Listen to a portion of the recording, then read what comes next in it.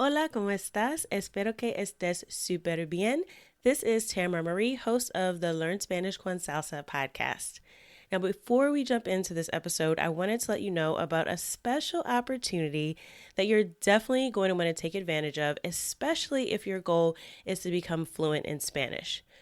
For a limited time only, my team is opening the doors to listeners of the podcast to take advantage of a free language coaching session. Now, in this session, it's not just we're teaching you about verbs or grammar, but we're really going to do a deep dive into what are your goals for learning Spanish, assess where you are on your journey to fluency at the moment, and help you map out a 90-day plan for how you can get to fluency. So we are going to help you take your Spanish to the next level, whether you're afraid of speaking Spanish or you just get a little bit nervous when you're talking to native speakers, or maybe you've got some of the basics down, but you really know that you struggle with getting your Spanish to flow and your listening skills aren't up to par. Whatever it is, even if it is a specific grammar issue, we will help you map out how to tackle that. And normally these sessions do cost, so we are offering a few slots for free. There are limited spaces available and they'll only be open up through the end of the month. So make sure you sign up. Go to SpanishConSalsa.com/coach. That's SpanishConSalsa.com/coach to book your free language coaching session where we will help you map out a 90-day plan to get to Spanish fluency. Okay, let's get started with the episode. LingoPie is a video-on-demand service specially designed for language learning. Practice your Spanish and do it simply by watching TV. You can choose local content in every genre from around the world, from drama to crime, comedy, documentaries, and even kid shows. As you watch, automatically add words to your list of vocabulary that you can revisit later to practice with flashcards, games, and more. It's everything a language learner dreams of. To sign up, go to SpanishConSalsa.com/LingoPie.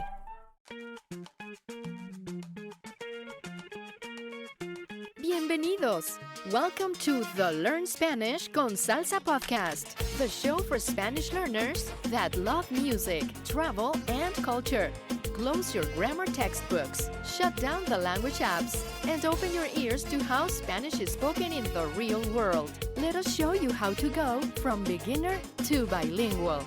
Here is your host, certified language coach, Tamara Marie. Hola, bienvenidos al episodio 158. Welcome to episode 158 of the Learn Spanish con Salsa podcast.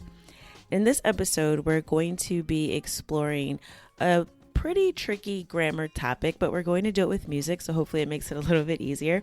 We're going to be talking about indirect objects in Spanish. And for those of you who may be more at an intermediate level, this is probably a question that you've had and probably something you still struggle with quite a bit.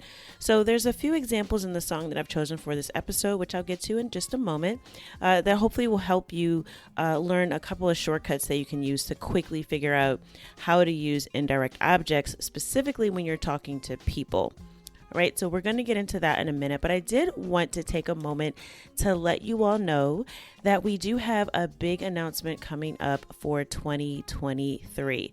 So if you are in our Spanish Fluency Club or you're thinking about joining, maybe you've considered it in the past and you're not sure if it's right for you, which, maybe I should explain what it is first. So if you're new to the podcast or you're not familiar with our membership program, we do have our Spanish Fluency Club, which is really a group coaching program where we focus specifically on helping you become conversationally fluent in Spanish. And you do that in a group environment. And it's really a lot of fun. Of course, because it's Spanish con Salsa, we also focus quite a bit on music because we just know the power of music for helping us not only learn Spanish and helping things stick better, but also helping get rid of some of that anxiety that we have when it comes to speaking the language. And I'll actually be talking about that a little bit on next week's episode, how to really let go of some of that anxiety and prevent that brain freeze that happens when you're trying to figure out what you need to say in Spanish. So we'll cover that next week.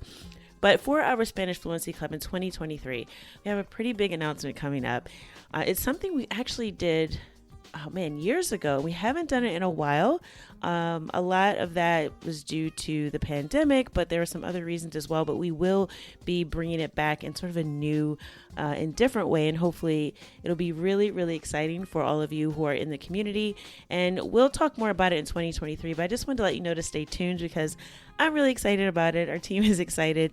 And we really think it's something that will help push you to meet your goal for Spanish fluency in 2023. So stay tuned for that. Make sure you're subscribed to the podcast so that you get that announcement as soon as we let everyone know. But super excited, exciting changes coming up for the Spanish Fluency Club in 2023. All right, so getting on with this episode. So we're talking about indirect objects because it's a question I get quite frequently. And if you're not familiar with indirect objects, it's a lot of that, the lay, the se, le, lo, like people kind of get, they get all those really mixed up in Spanish. They get really, really confused. It's really important to know how to do this because it's used pretty often in conversation. And it's really a way of describing an action that happens to something else, right? So we're referring to another thing that this action is happening to or for. So that is the object of it from a grammatical perspective. But I'm going to give you some examples because I think that's the best way to tackle any grammar in Spanish is to really look at the examples of how it's used. And to do that, we're going to look at the indirect object as it's used in a song that's pretty popular this time of year. So it is December at the time of this recording. And even if you don't celebrate Navidad, which is Christmas in Espanol, it is a very popular holiday throughout North America and, of course, throughout Latin America. In general, this time of year, you might hear songs like this being played. So I understand that everyone doesn't celebrate this holiday, but it's still a fun song. It's salsa, so it doesn't really doesn't matter. You can still dance to it. So the song that I'm reviewing in this episode is actually a classic salsa by Willie, Colón, and Hector Lavoe. So they are a famous duo in salsa, and they really were more popular in the 70s, but their songs are classics, and you will hear them every single year played during this time. So I thought it would be really good to review one of their songs, and it's called Aires de Navidad. Aires de Navidad, which literally is, airs of Christmas, but think about it in English, we'd probably say something like Christmas is in the air. So not a direct translation, but that's kind of the feel of the song. So again, this is a classic salsa song. Aires de Navidad was originally released on an album called Asalto Navideño, and it came out in 1971. And it was composed by Roberto Garcia. So Willie Colón, like I said, and Hector Lavoe being the singer, was a very, very famous salsa duo in that time, but their music is timeless. So let's get into some of the lyrics, and then I'll talk a little bit about indirect objects that we can learn from this song. So it's a very simple song. There's not a lot of deep lyrics to it. It's a song of celebration.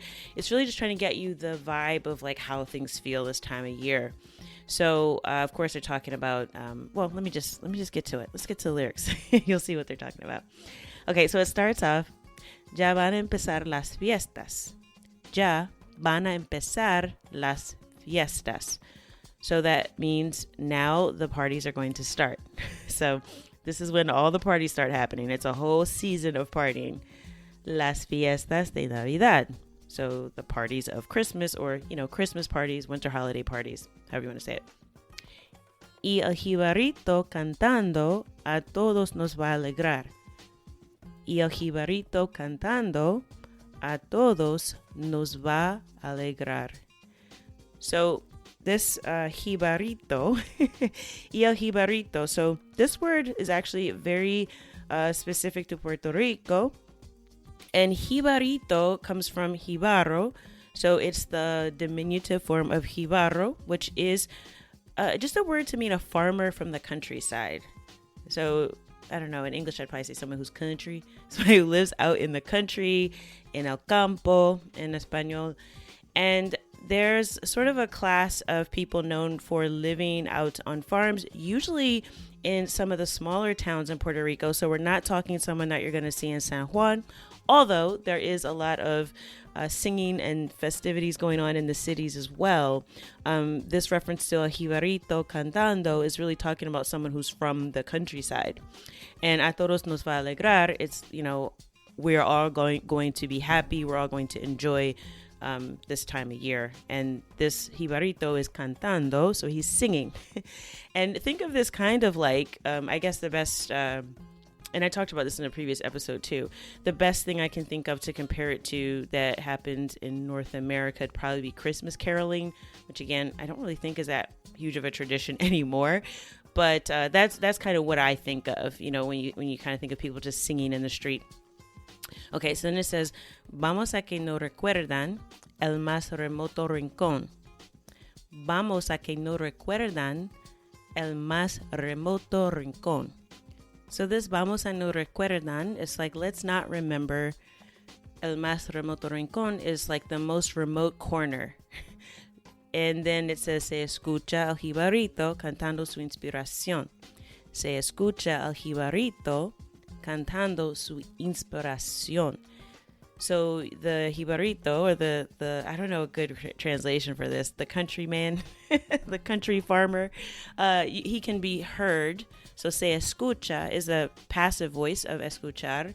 So, se escucha is like can be heard, right? So he can be heard singing su inspiración. So obviously like his inspiration. So he's festive, right? He's in the mood for the holidays, and he can be heard singing in the most remote corners of Puerto Rico.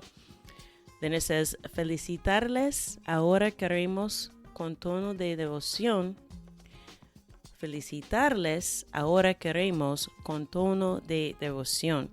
So felicitarles is like, so felicitar is like, to wish that you're happy, right? So we're bringing greetings. Felicitarles ahora queremos. So now we desire, or we want, con tono de devoción. So with a tone of devotion. So really with a lot of sincerity.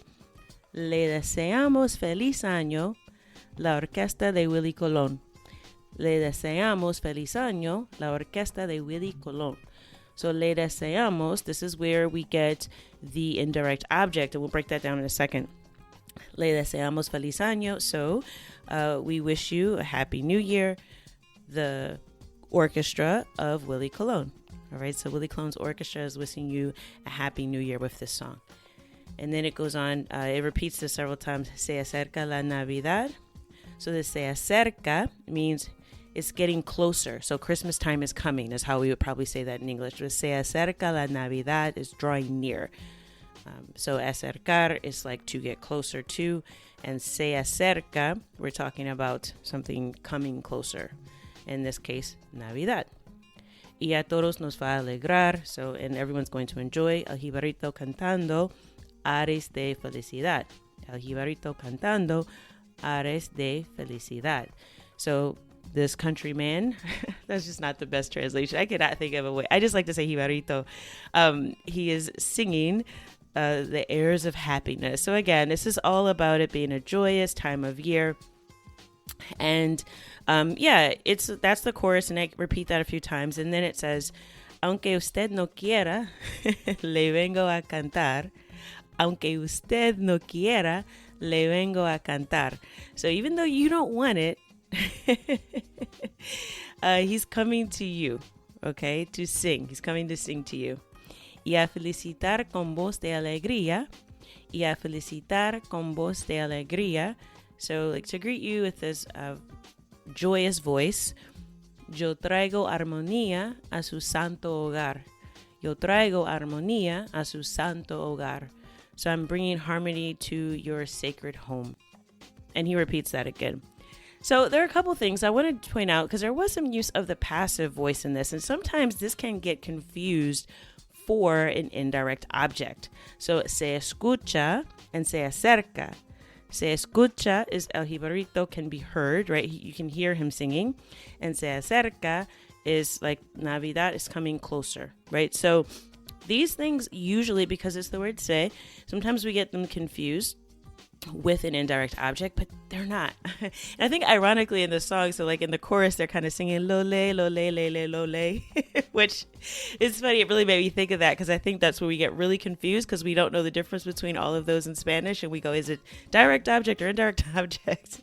So I just think that's kind of funny, the song. But anyway, let's talk about this indirect object really quickly, because it's really important to know how to use it. So in cases like this, where he's saying le deseamos feliz año, he's saying that, we wish you a happy new year, feliz año. But this le deseamos is where we get to the indirect object.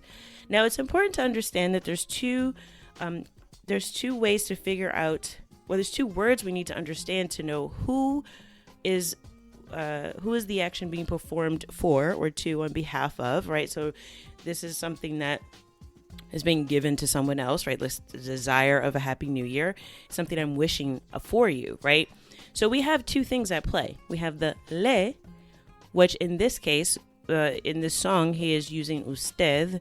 So what we're saying is le deseamos is you. So this le is really taking the place of usted, if you think about it that way, or referring to usted. So we have this le, which means usted. So I know, okay, this is a person talking to me directly if they're referring to me as usted. And then we have the verb desear. Now that verb is conjugated based on who's actually doing the action, right? So the le indicates it's happening for usted, and the deseamos means we, right? So it's nosotros deseamos. Nosotros le deseamos. You could say it like that, but normally, as you already know in Spanish, you will not hear those pronouns. So by the conjugation of desear, because it's deseamos, it's we.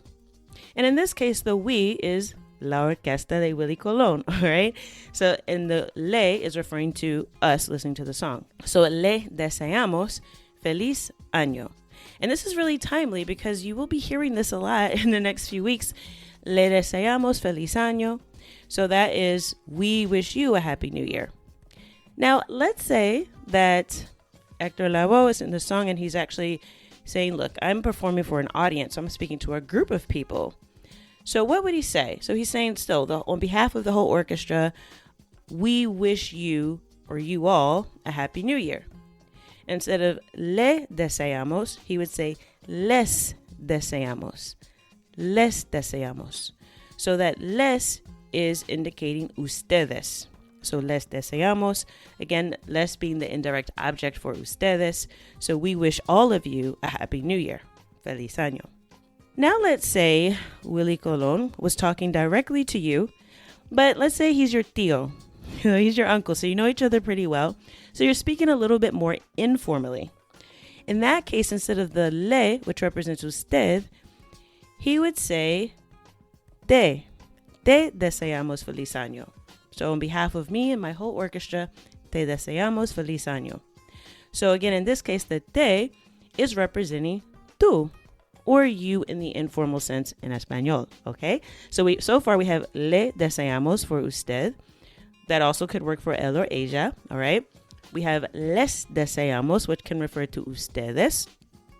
And then we have te deseamos, which is referring to you or tú, informal you.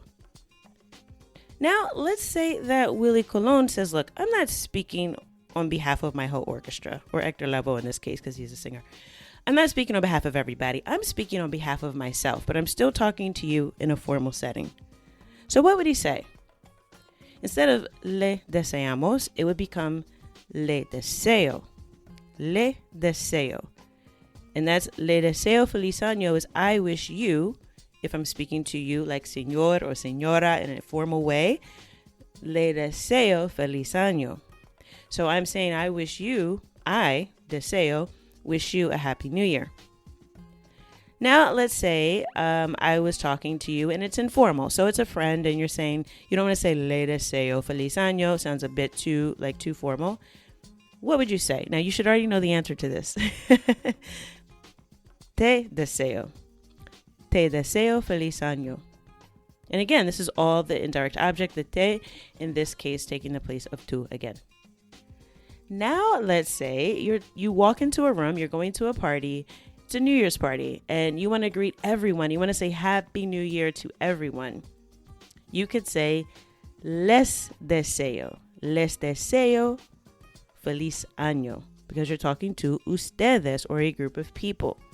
So that's some ways that you can use indirect objects. So we've covered when we have nosotros and yo as the verb, right? But you could also, let's say I'm trying to explain to someone, hey, I listened to this song and Hector Lavoe is wishing you a Happy New Year. So I would say, le desea. So I'm talking to you as usted, le desea. So I'm saying that, hey, Hector Lavoe wish you a Happy New Year. Or if I'm talking to you informally, it would be te desea feliz año. And you would already know, because a key with indirect objects is there's some context. And in this case, the context is the song. But if you're in a conversation, you already should have an idea about who you are talking to, because otherwise you would use the name instead of using the indirect object, right? Or you would include the name as well with it. But there's always some context, so you have a clue about sort of like who this is directed at. So you can also say les desea. So you can come into a room. Maybe you're bringing greetings from your mother. Hey, hablé con mi madre, le desea, or les desea, feliz año. So, hey, I'm saying my mother wishes all of you a Happy New Year. So these are some different ways that you can use the indirect object. So again, just to be clear, you have the le, les, te, right? And then you also have the conjugation of the verb, which in this case is desear. And this is, again, very timely because you can use this to say Happy New Year. So, again, I just touched on indirect objects here. I hope this was helpful. Make sure you check out the show notes page if you want to hear the song, because it's a great song. It'll make you want to dance. Go to learnspanishconsalsa.com/158 for episode 158 of the podcast, and we'll include a video so you can hear the song, and it'll also show you the lyrics to the song as well.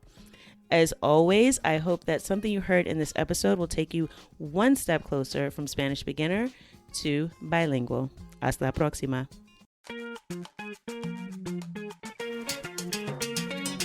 Thank you for listening to the Learn Spanish con Salsa podcast at learnspanishconsalsa.com.